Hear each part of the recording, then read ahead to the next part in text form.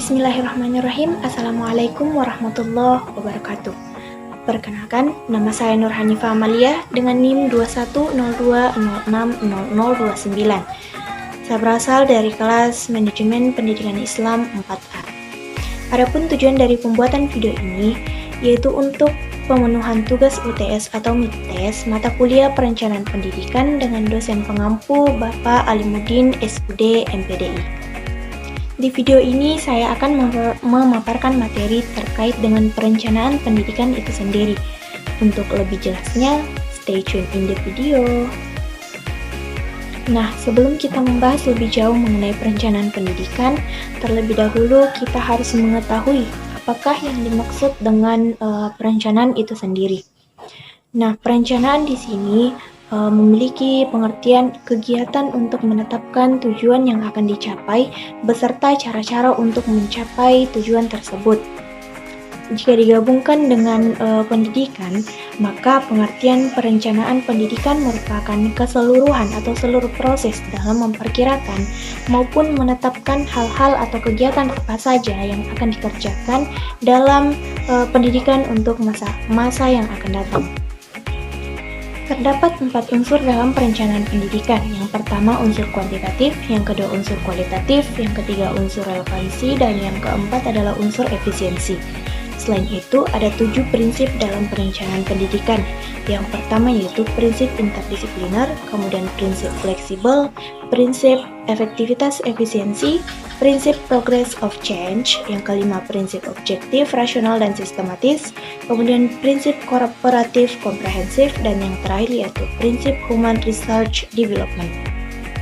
Mengenai sejarah perencanaan pendidikan, konsep dasar perencanaan pendidikan itu sendiri telah dikenal oleh masyarakat sekitar 25 abad yang lalu, yakni sejak bangsa Sparta mengembangkan sistem pendidikan untuk membentuk manusia Sparta di bidang militer, sosial, dan juga di bidang ekonomi.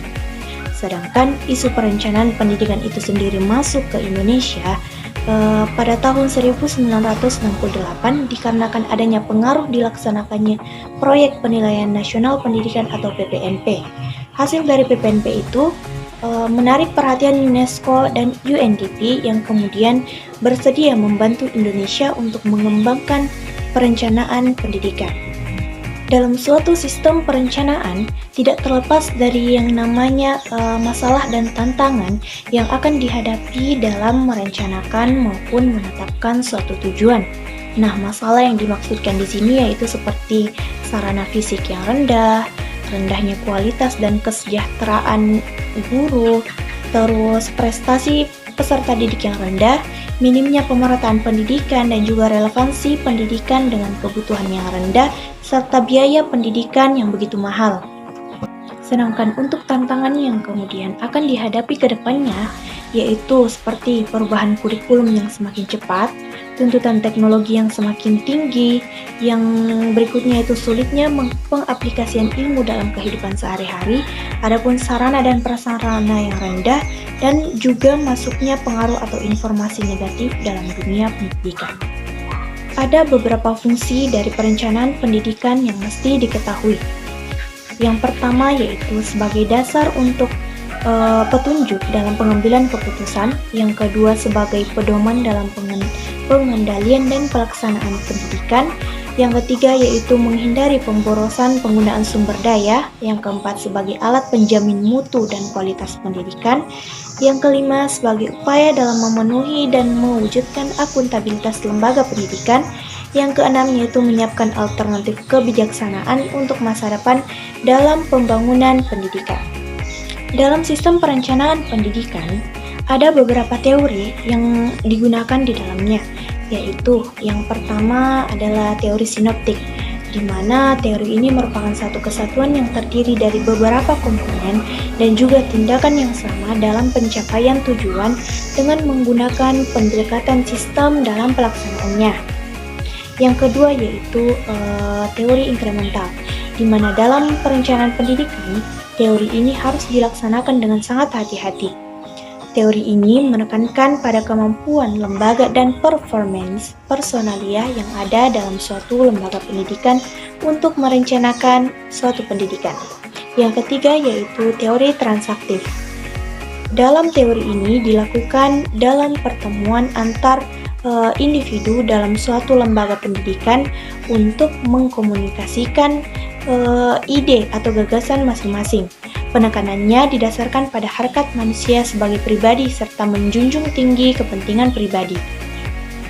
Teori yang keempat yaitu teori advokasi, di mana teori ini sifatnya sentralisasi oleh pemerintah pusat secara nasional dengan tujuan untuk meningkatkan kerjasama pendidikan secara nasional, toleransi, kemanusiaan, perlindungan terhadap minoritas, terus menekankan persamaan hak dan kewajiban, serta meningkatkan kesejahteraan umum antar sesama. Yang terakhir yaitu teori sitar, di mana teori ini adalah gabungan dari keempat teori yang sebelumnya telah saya sebutkan dengan tujuan dan harapan agar saling melengkapi kekurangan masing-masing teori dan menghasilkan sinergi teori yang dapat dijadikan sebagai rujukan dalam menyusun suatu perencanaan dengan meminimalisir kekurangan dan kelemahan masing-masing teori. Materi terakhir yaitu prinsip perencanaan pendidikan dalam Islam. Sebelumnya telah saya sebutkan di awal bahwa ada 7 prinsip dalam perencanaan pendidikan. Berbeda dengan prinsip perencanaan pendidikan dalam pendidikan Islam yang memiliki 5 prinsip, diantaranya prinsip yang pertama yaitu ikhlas, yang kedua kreatif dan inovatif, yang ketiga efisiensi, yang keempat berkelanjutan atau continue, dan yang terakhir yaitu pertanggungjawaban menyeluruh dunia akhirat. Mungkin sekian dari materi yang bisa saya paparkan di video ini, kurang lebihnya mohon disempurnakan. Wallahumma a'lam bishawab. Wassalamualaikum warahmatullahi wabarakatuh.